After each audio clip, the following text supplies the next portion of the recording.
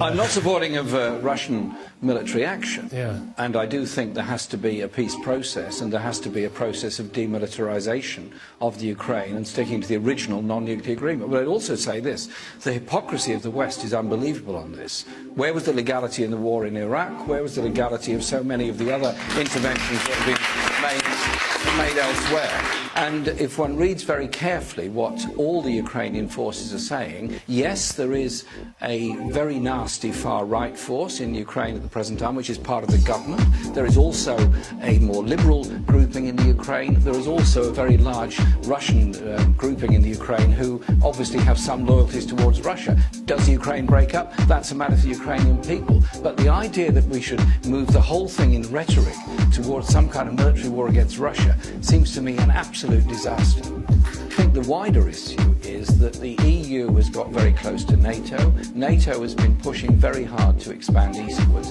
Inevitably, Russia is going to get very nervous if NATO sets up bases all around its borders. That in turn encourages Russian militarism. Can't we go back to the point where Ukraine was a nuclear-free country and start to demilitarize and de-escalate the situation and allow a proper debate, much longer than a week, for people to decide their own future in the Ukraine? And it seems to me there's a terrible danger of a rush to a combination of an economic and a military war, and goodness knows what the consequence of that will be.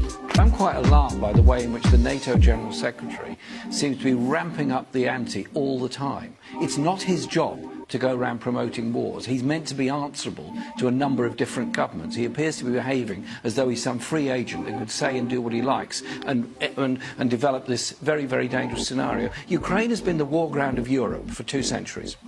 Millions have died in Ukraine from famine, from war, from occupation and from disasters. Let's not visit that upon them again. Let's try and de-escalate, demilitarize and bring about some kind of dialogue and peace process which will guarantee a peaceful future for those people. And I'm not sure that the Russian people, having lost so many in Afghanistan in the past, want to see Russian lives lost in the Ukraine any more than people in this country want to see us going into some ludicrous, futile war. Let's start from the point of a political settlement, not start from the point of building up armed forces, moving fighter jets to Poland, mobilising the fleet and all these kind of things, negotiate through.